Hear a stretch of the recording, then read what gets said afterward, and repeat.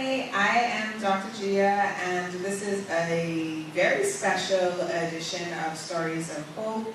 We are live, and I have three amazing men to my side. It is June, we celebrate grads, but it's also the month that we acknowledge and celebrate fathers. We decided to do this live stream because, if you would remember, when we were talking with TJ and his story of Hope Through the Gray Areas, he shared about his challenges and struggles now as an adult male, just finding safe space and healthy relationships and really community amongst men. So we have entitled this session or this episode, The Lost Brotherhood. We have some questions. I am going to let my panelists introduce themselves in a nutshell. But I will say this is my amazing male pastor. I go to Epic Church. This is where we are recording now. And there are two senior pastors. The one to my left is Pastor Lequient Bethel, who is the husband of the duo. Yep. My wonderful wife, Pastor Rosemary, is the other part of this duo. I'm also known as Pastor to many. My name is Pastor Devaris. Hot mic.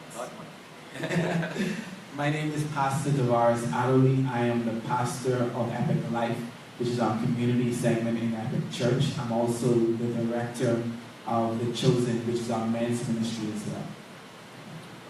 My name is Rashad Black, and I'm a part of The Chosen men's group. And so I have a couple questions to throw at them. If you have questions, go ahead and throw them to us. We will see them as you post them. But we are going to start with, let's start with the deficit that exists, and then we will move to what the solution is that we have created and that we are trying to develop and house here at Epic. So right now, what would you say is missing from male friendships? What does it look like? What are the challenges? How would you describe it? And anyone can take it.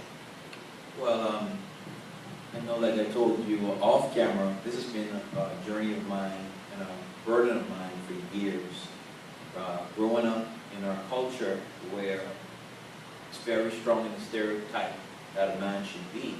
When I went to the States and got exposed to, men can actually talk about deep stuff and it's okay. They could actually hug and laugh and you don't have to be drunk. It made me confront a lot of the mindset that I picked up. But I think that some of the things that is missing in our men culture right now, I think is deep connections, and they call them the C's. Deep connections, true commitment, knowing how to manage conflict, and knowing how to vulnerably communicate. Wow, those are the 4 C's when it comes to what is the deficit. And so when you see any one of those things are missing, which mostly all are missing, you'll find that there's going to be something that stops the true connection of a man to another man, and even a connection to a man to the significant other that he loves. What would you say are your 2 experiences? In regards to the disconnection? Yes. Okay.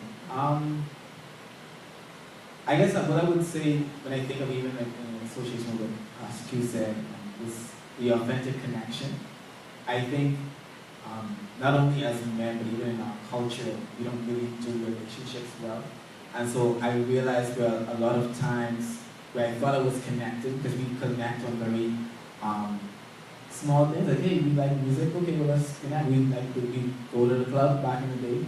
And that was a point of connection. And so because of that, it was limited to that. So when we weren't doing that, like, we didn't have any place to actually connect. So, okay, what are we talking about? When I'm a Christian now, I don't go to the club. How do we connect from that standpoint? So I think that would be one of the major experiences as it relates to connection on the dysfunction and the lacking aspect for me. A part of what PG said is like having a holistic connection.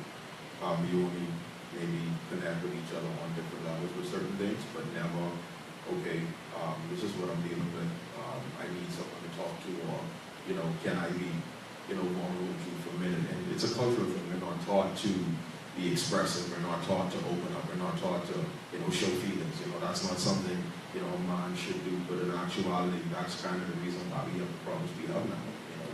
You know, pent up emotions. Yep. You know, we don't talk about things. We don't deal with things the right way. So we act out in different areas of life. And that's the problem. We don't know how to connect genuinely and authentically, and that creates a problem. So I'm going to throw out a question that y'all weren't prepared for. What is the role of the father in this deficit? Or what has been the role of the father in this deficit? You mean to change it or to cause it? That has caused it. And then we can talk about to change it.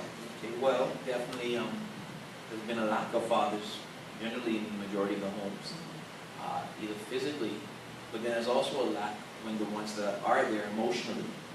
And a father's job is really to raise up a child and a son on how to be a man. And because most fathers did not have fathers, or their fathers only provided and never taught them the things of man, and taught them how to carry themselves, taught them how to talk to a woman, taught them how to just be secure in themselves. They only reproduce what they knew. And so you have a lot of men that find themselves trying to find manhood through television, through friendships, things that you learn from people around you, which is usually the wrong thing, because the father's voice is supposed to affirm and establish identity. Whenever the father isn't there, you're going to be looking to try to find an identity from different places. Like I always say, it's so amazing, because usually we'll be like, wow, why is it that a young man want to be like another person? And we say, man, something like it, man. But then you think about it, when Michael Jordan came on the scene, the whole world wanted to be like Mike. They had a song, right. Be like Mike, you know. Yeah. But the reason why is because intrinsic, you know, in a young man is a need to emulate a man, and the emulation of the man they should emulate should have been their father, because the father is the one that has the role of shaping, of forming, of speaking to their identity. So I would say it's because of the lack of fathers, the lack of the affirmation of fathers, the lack of fathers who weren't fathered.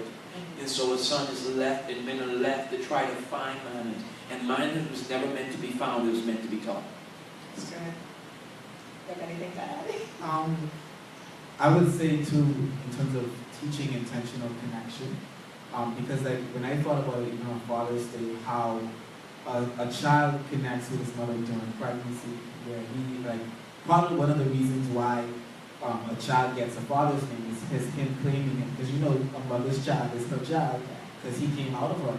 But the act of the father actually giving him his name is claiming, and like to me that establishes a connection. I think a father being, the lack of fathers being in that relationship for a child or a son causes that dysfunctionality as it relates to the way we connect, because like you don't have to force a connection with your mother until it happens during pregnancy. But in the course of growing up as a son to your father, it sort of brings you to a point where you have to learn to connect.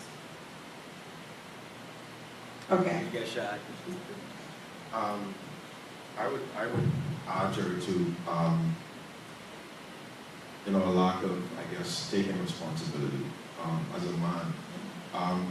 You see it a lot in our culture. You know, guys don't want to own up to their responsibility of having a child, and oh, I'm my baby, this and that. And then when that happens, then it creates a void in family. You know, back to everything what PQ and PT said, and it creates, it's a cultural thing, because he was not taught how to be a man from his daddy, and so on and so on. You know, it continues to, you know, create a trend, and then that child will grow up doing the same thing.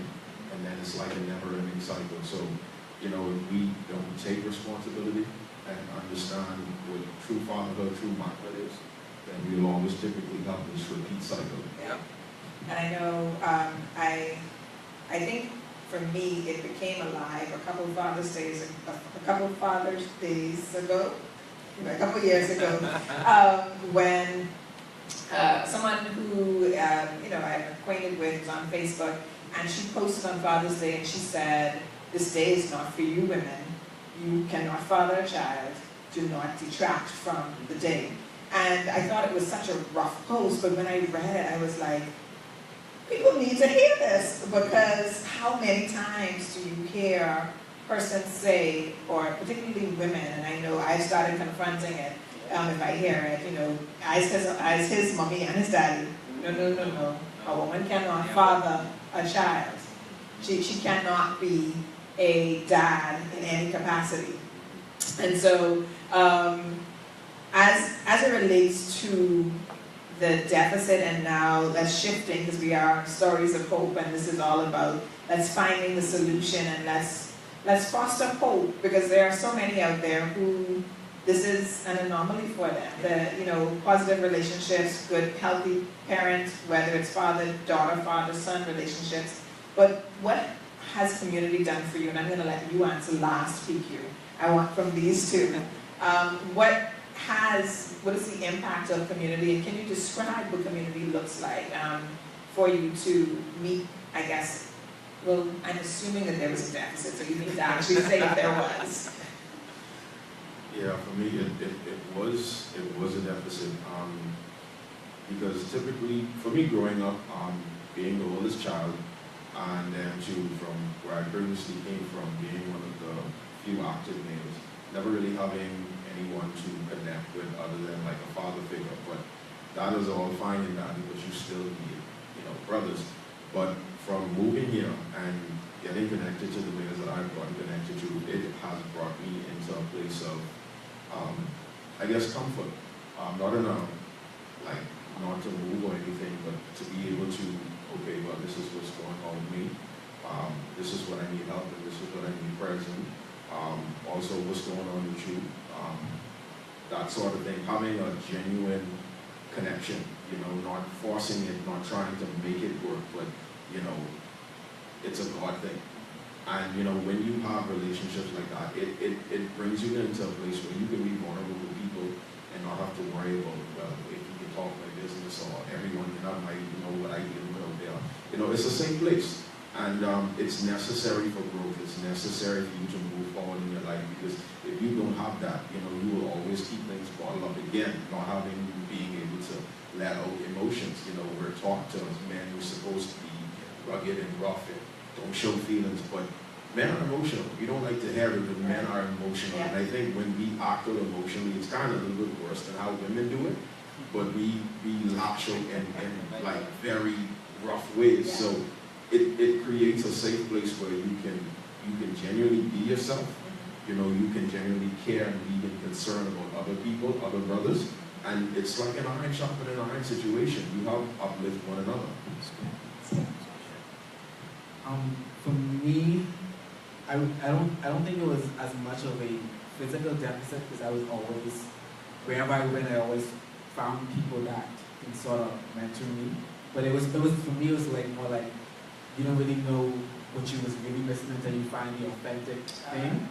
Kind of like, okay, we take a homeless man and you feed him McDonald's for his eating, like that's a lot, until you dress him up and take him to Red Lobster, and oh wow, I didn't know I could have this. And I think for me, I always felt like there should be more, but when I came into community, I realized, okay, wow, this is what I was feeling was lacking. Even as it relates to even what Rashad said, where iron sharpens iron, to me, that would have been, okay, you accept me as I am, we go in places together, we have dreams, but I didn't understand the confrontational aspect of it is not just you allowing me to be me, but addressing the aspects of my life that isn't me, that I thought it was. Where I thought this was who I am, but it really wasn't. It was out of dysfunction, it was out of insecurity.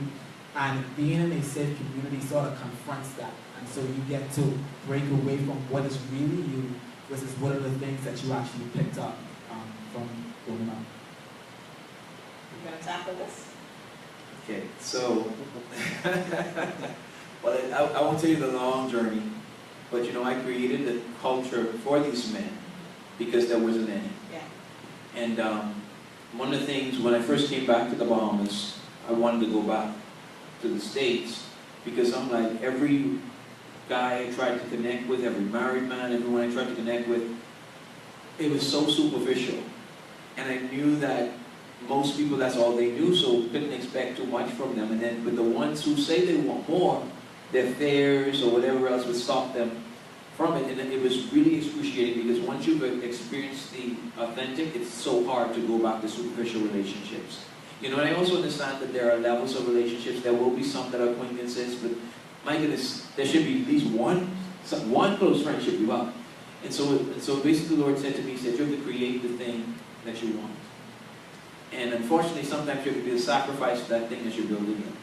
Because a community like this, though people want it, they'll attack it first. You know, every young man who I've mentored in this house, this has been a strange culture for them. The only person I think was Rashad. I've known Rashad for a while. Rashad's always been open to deep connections. From I've known him. He's the only one who has ever really like just wanted it, and there was no inhibition to it. But I think for me, it's from a different perspective. As a pastor, I get to create it, but I also get the benefit from what I've been creating, but it's on different levels, you know. But I also have I have like 3 real close friends, and one's really starting to develop now, and I'm at the age now where I don't have time for let's hang out, play. We don't say that we really want to get connected or whatever, and hope it grows over time. I'm at the age now where I'm like, okay, listen, I have no time to waste. I'm the type of person, if I feel drawn to you, I'm going to say, hey man, let's sit down and talk. Hey, I'd love to get to connect you deeper if you're willing to, you know, let's talk about this. You know, and so I've connected with 3 guys who are my age, and we had the conversation, and we're very intentional on building. Because I also realized that you have to be intentional on building. Whenever it comes to men in community, it has to be intentional. Or it will always be, all right, Rashad or PT, you want to do something? And we just do something, we hang out, there's no intentionality, there's nothing, we like each other socially, it becomes just a social thing. You're my social buddy, we just do stuff together. And there's nothing intentional. And so I've learned now, because of where I'm at, I don't have time to waste. I believe that every relationship should have a definition so I can know its function. And once we've defined it, let's have a conversation and go forward. Yeah, no, from the outside, being obviously a woman, I have 2 dads, and I'm very, you know, I always say that I'm so blessed that I had 2, and the one that I pretty much was raised with for the most part, he always affirmed the boys, I mean, as well as the girls, but there was no differentiating. If he was hugging his girls, he was hugging his boys. If he was saying, I love you to the girls, he was saying, I love you to the boys. And so I have seen a little different, you know, from the outside, watching them and their friendships. And, you know, they still have a lot of the superficial. It's more of the let's hang out. And I've always been fascinated by it because, you know, it's like, y'all just talk. You know, do y'all encourage one another? Do y'all, like, my brother just messaged me the other day. He's like, nah, I can't deal with that. I want to. You need to message him and talk to him. And I'm like, why? I gotta do that, your sister. Why you can't do it? It's a male thing. Y'all brothers, you know. And, you know, it's just so funny how that happens. But it's, from my experience, male relationships are over drinks, women, or sports. Yeah. And it seems that, like PT said earlier, if there's no different paradigm, you don't know no better. You know, when I got saved in the States, I had close friends before I went to the States and gave my life to the Lord and everything else. And then I had a moment because now my whole lifestyle had changed. It was no longer the sex, it was no longer the partying, it was no longer drinking. And I realized that, I said, wait a second, outside of that, we don't have a friendship. That was the only thing we connected on. The only time we ever spoke about what really was on our hearts, about our fears, even about what we thought about one another, is when we were drunk, because it's okay to do it then. Now, mind you, all the time, you're drunk, you're just a little tipsy, but you can get away with it, say what you want to say, you know? But I realized that when there's not a paradigm, because I didn't know what I was missing. Right. Until I always said the story, I met my roommate's brother and his friend. They were probably 2 or 3 years older than me. And all I could remember was being in awe. Because the thing that got me the most was their security in themselves and in their expression of love to one another. I've never saw that, but I never saw that before. And so the big brother hugged him, kissed him on his forehead, and said, little bro, I love you, man. And I'm like, what is this today? But it felt pure. And then they hugged me and then kissed me on my forehead. And I'm like, what in the world? But it felt pure. And they made me feel like family. And the whole trip, I just watched them. And I realized there was something in me that I always thought was possible, but my culture would not allow. Right. You know, so when there's not a paradigm, most people just don't know. Yeah. How does manhood play in this? You know, what does that mean? Define that for me. And then move on to the mentoring component to manhood. So all of you can define what it means to be a man and the value or importance of being mentored, and then paying it forward and being a mentor.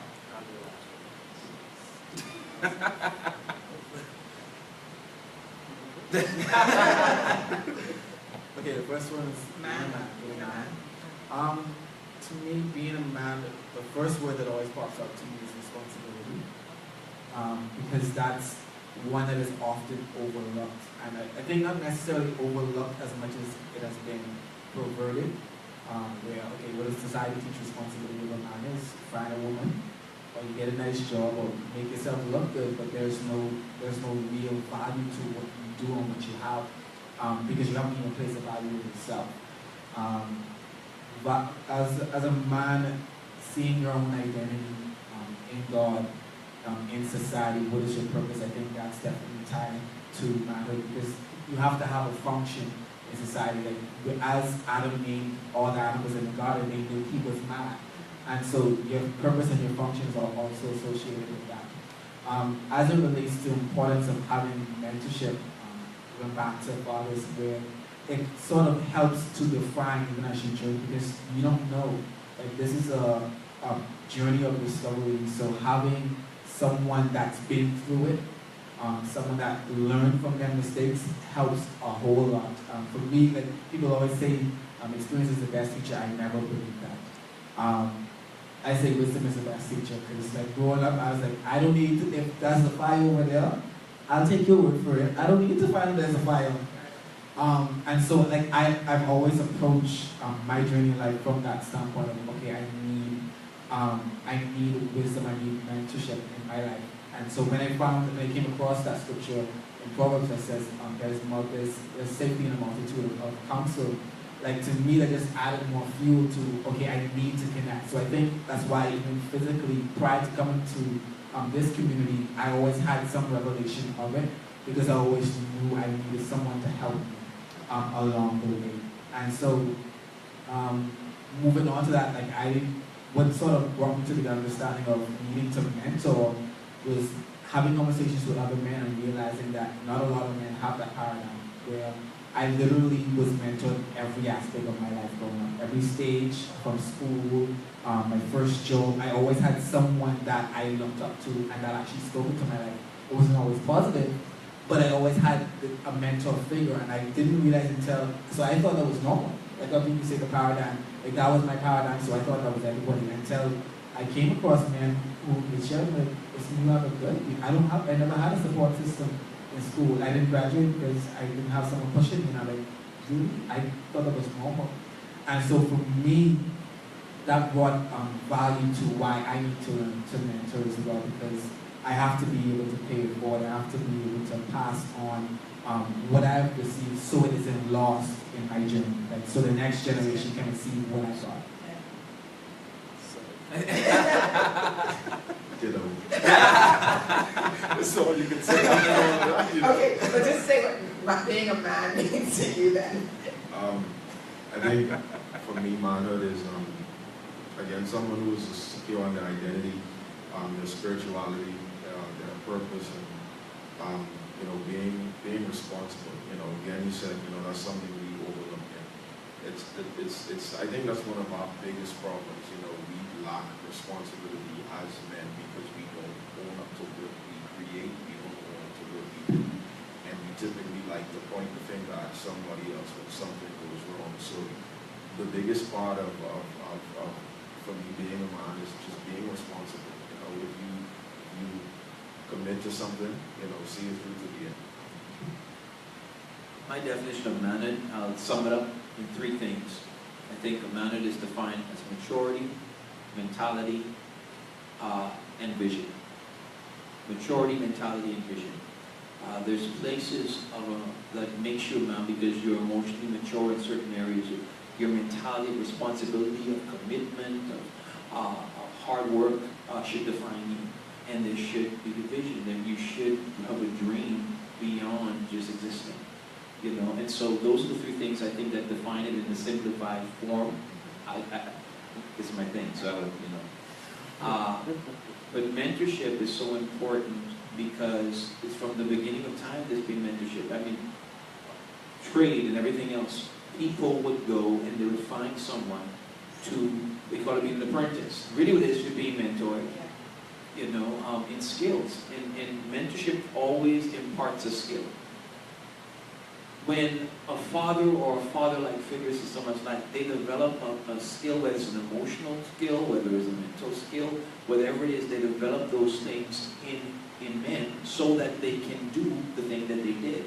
You know, and so, and whatever you freely receive, you freely give. There should always be that cycle. I've been mentored to mentor. You know, one big cycle. It's awesome. It's really awesome. So as we are wrapping up, it was not by chance that I asked this panel to come because I have seen the model of community and healthy relationships in men, and it was something outside of, like I said, just, you know, having a dad who, you know, was equal with his girls, with his boys. I hadn't necessarily seen this before. So I want you, PT, to talk about the chosen ministry for anyone who may be looking for a connection in a healthy, godly fashion, and then I'm going to let you, Rashad, close out to talk about your experience being a chosen member. Okay, so basically chosen comes from the scripture, Matthew 22 and 14, where many are called, few are chosen. And why we took on that name is because, like I said, one of the things that stood out to me in our culture where the lack of responsibility that is among men, and it caused men to be shifted out of position. And so even the very concept of the ministry was founded from the story of Gideon, and how before God called him a man of valor, Gideon was found doing something completely contrary, not only to his identity as an Israelite, but as a man, because he was doing the job of a woman, hiding in the cave, working the wine press.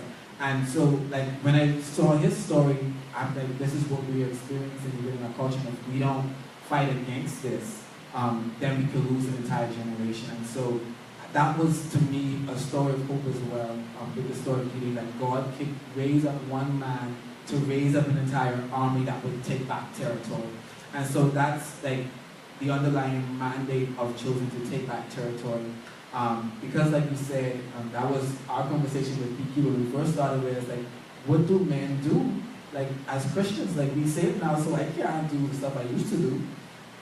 Where do we go? And then the conclusion we end up coming to is, before we can go to a safe place, we have to become a safe place. And so that's what we teach in our ministry. How do you be a safe place to another man? Where we have conversations that we wouldn't necessarily have out there, though. Things that we've been dying to get off our chest, or where you have experiences where you're more comfortable sharing this with a significant other or a woman more than you're comfortable with men, which is when it's really meant to be conversations that men should have with each other. So like our desire is to create that sort of environment, not only for the sake of having a conversation, but for the sake of finding out the will of God and the purpose of when men gather in that capacity.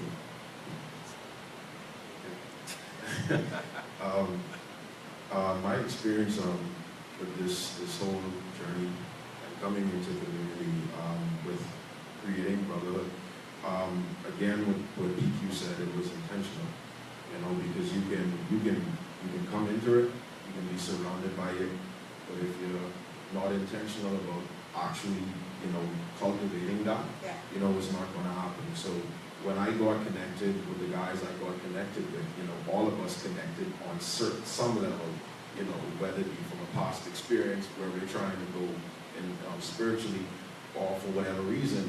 And I could have left it at that, but again, you know, we journeyed, we talked, we got to know one another. We became vulnerable, and for me, vulnerability was something I hated. Like, it was difficult, but from coming here, And when you're in a place where your spirit knows this is a safe place, like, you just open up.